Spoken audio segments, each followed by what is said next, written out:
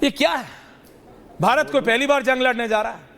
देख, आपको पता है हम इस बार भी उनको मुंह की खिला के वापस आएंगे, उनके परखच्चे उड़ा के आएंगे, ईंट से ईंट बजा के आएंगे। लेकिन हमारे अंदर क्या हो रहा है उनका तो हम उनको तो जो कर देंगे वो करना है, लेकिन व्हाट इज हैपनिंग इंटरनली अनुराग भदौरिया, आपको बीजेपी से 1000 नहीं 1 लाख गिले शिकवे हो सकते हैं। देखिए, लेकिन जब दुश्मन से लड़ने जा रहे हैं तब तो शहजाद अनुराग एक हो, तब तो शहजाद और अनुराग एक रहेंगे ना। और अगर तब एक नहीं रहेंगे तो दुश्मन का काम सक्सेस हो जाएगा। अनुराग जी देखिए देखिए, देख न देख के तो मेरा दुख हो है, रहा है। न तेरा है, ये हिंदुस्तान सबका है। नहीं समझी गई ये बात तो नुकसान भी हम सबका है। अब भारतीय जनता पार्टी जब इस तरह का वहाँ पे हमला हुआ, आतंकवादी हमला हुआ, सभी दलों ने एक साथ एक सुर में बोला कि हम सरकार के साथ खड़े हैं, सरकार आगे बढ़े। अब सरकार की जिम्मेदारी बनती है कि सरकार को मुंह तोड़ जवाब देना चाहिए, जो सब विपक्ष उसके साथ खड़ा है। लेकिन भारतीय जनता पार्टी क्या कर रही है?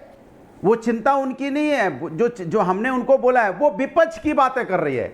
अरे वो हम आपस में देख लेंगे किसने क्या बोला नहीं बोला, लेकिन आपकी जिम्मेदारी बनती है। 7 दिन हो गए, वो आतंकवादी कैसे हमारे अंदर घुसे, कैसे मेरे घर में घुसे, आपका इंटेलिजेंस डिपार्टमेंट फेलियर था, क्यों था, किसकी वजह से था, किस लिए था, इसकी इंक्वायरी कीजिए, पता लगाइए कौन है दोषी और कार्रवाई कीजिए। और पाकिस्तान के भी ऊपर, जो पाकिस्तान की इतनी हिम्मत कैसे हो गई कि उनके लोग हम बॉर्डर पार करके हमारे देश में आ गए, कैसे आ गए?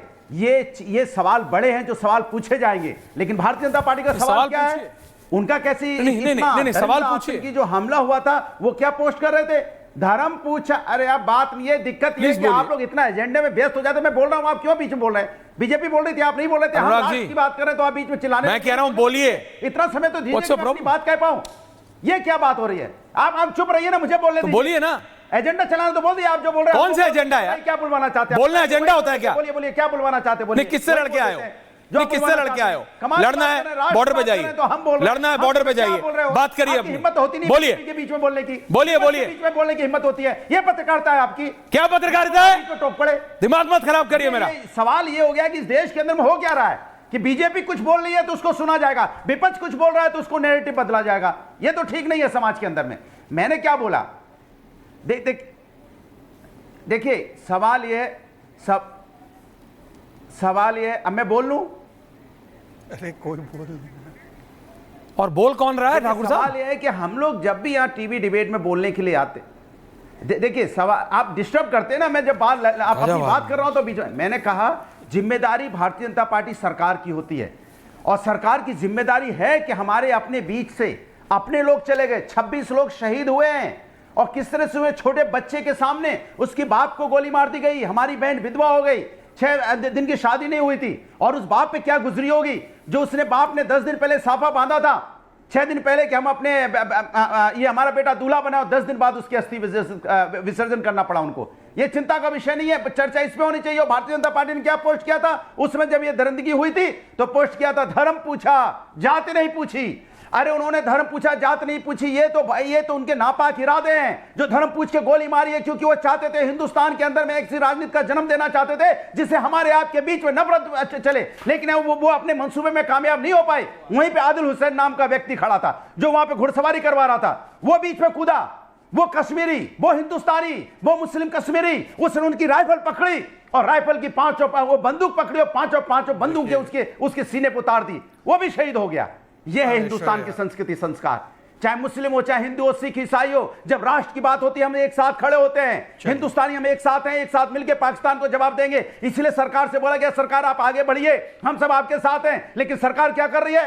किसने क्या पोस्ट किया, किसने क्या बोला, किसने क्या सुना, कौन कहां गया, कौन कहां नहीं गया, कौन कहां जा रहा है, कौन कहां नहीं जा रहा है, ये इसमें लगी हुई है। अरे आपको लगना चाहिए कि पाकिस्तान के खिलाफ ऐसी कार्रवाई करनी चाहिए कि उसको याद आए पूरी जिंदगी भर तक कि उसने किसको आंख दिखाई है, यह होना चाहिए। लेकिन आप हमारे को आंख दिखा रही भारतीय जनता पार्टी, विपक्ष को, विपक्ष की बातों को पकड़ रही है। मुझे लगता है ऐश्वर्या जी काफी आराम से आप बोल लिए, ठीक नहीं है। बोल लिए अनुराग भदौरिया, दैट्स इट, हुआ। Thank you, now calm down. Shahzad counter. देखिए, अनुराग जी ने बहुत अच्छी बात की शुरुआत में। उन्होंने कहा कि उस परिवार का दर्द समझिए जिसके परिवारजनों की जान गई है। मान्यवर शुभम द्विवेदी के घर जाने से किसने इनकार किया? क्योंकि संबंध नहीं था। और किसने कहा कि हिंदू होने के लिए मारा गया है? ऐसे कोई प्रमाण नहीं है। हिंदू भी हिंदू को मारता है। उनके दर्द को किसने कम करके आका? राम गोपाल यादव जी ने। अनुराग जी, आप क्या बोलते हो आपको कभी समझ में नहीं आता। मैंने ये थोड़ी कहा कि किसने क्या पोस्ट किया है या किसने क्या बोला है उससे हमको आपत्ति है। करते रहिए, उनकी तो पुरानी फितरत है, पर उसका दुरुपयोग पाकिस्तान कर रहा है। और मैंने आपको एक नहीं अनेकों उदाहरण दिए। सिद्धरमैया चीफ मिनिस्टर है, कोई ऐरे गहरे नत्थू कह रहे नहीं है। उनका बयान मीडिया में प्ले हो रहा है और बाकायदा पाकिस्तान कह रहा है अंतर्राष्ट्रीय मंच पर कि हमारा कोई लेना देना नहीं है। ये देखिए, ये सिद्धरमैया ठीक बोल रहे हैं, ये देखिए अखिलेश यादव ठीक बोल रहे हैं, ये देखिए तारिक कर्रा बोल रहे हैं कि हमारी बातचीत होनी चाहिए, ये देखिए सैफुद्दीन सोज बोल रहे हैं कि पाकिस्तान ने हमला नहीं किया और इंडस वाटर ट्रीटी बंद करना बिल्कुल गलत है। इसीलिए मैं आपसे पूछूं, ये आपके साथी है, आपका क्या स्टैंड है इन पर? इसके ऊपर एक शब्द नहीं बोले। और दूसरी बात, अनुराग जी, आज जो ट्वीट किया है कांग्रेस पार्टी ने, चौधरी फवाद ने उसको रीट्वीट किया और कहा नॉटी कांग्रेस। शहजाद, रोक रहा हूं आपको 1 मिनट। प्रधानमंत्री के साथ जो बैठक चल रही थी, जिसकी तस्वीरें मैं चाहता हूं इस बीबीजी के साथ आप 50-50 ब्रेक करें, मेरे को दिखाने की जरूरत नहीं है। वो तस्वीर के साथ आप उसमें ब्रेक करें। प्रधानमंत्री ने खुली छूट दी है तीनों सेना अध्यक्षों को, राष्ट्रीय सुरक्षा सलाहकार, रक्षा मंत्री और सीडीएस के समक्ष के बीच सामने, और क्लियर छूट दी है। और यह बोला है दैट आर्मी विल डिसाइड, हमारी सेनाएं तय करेंगी समय और जगह वार का। हमारी सेनाओं को खुली छूट है आतंकवादियों के हर एक ठिकाने को निस्तोनाबूद करने की। कर्नल शैलेंद्र सिंह, मैं चाहता हूं कर्नल साहब को ले आइए, आप 3 विन बनाइए, BBG in the middle. Colonel साहब, ये बैठक 22 अप्रैल के बाद आज हो रही है। एनएसए थे, सीडीएस थे, थल सेना अध्यक्ष, वायुसेना अध्यक्ष, नेवी चीफ, रक्षा मंत्री, उसके अंदर से सूत्रों के हवाले से खबर है, prime minister has given a clear open hand, do what you want, जो करना है करो, आतंक का खात्मा करो। कर्नल साहब विद विजुअल्स, जय हिंद, नमस्कार। ऐश्वर्या जी, मैं आपको एक बात बड़ी क्लैरिटी से बता दूं, बहुत फर्क होता है कि आप कोई भी ऑपोजिशन पार्टी एक बीजेपी पर अटैक करे या सरकार पर अटैक करे। मुझे लगता है और जो साथ है, तो मुझे लगता है कि कोई भी पार्टी का कोई भी आदमी हो, किसी भी लेवल का हो, अगर वो कुछ भी कमेंट कर रहा है सरकार के ऊपर, तो शायद वो अपनी पार्टी के खिलाफ जा रहा है, देश के खिलाफ जा रहा है। ज्यादा बड़ी बात यह है कि डिसीजन क्या हुआ। आप मुझे ये बताइए, अगर किसी को नहीं दिख रहा, अंधे काने और गूंगे आदमी को भी अगर नहीं दिख रहा हो कि क्या जल प्रहार नहीं होने वाला है, उसके वजह से कितना फर्क पड़ गया है, पूरा का पूरा पाकिस्तान हड़कंप में है।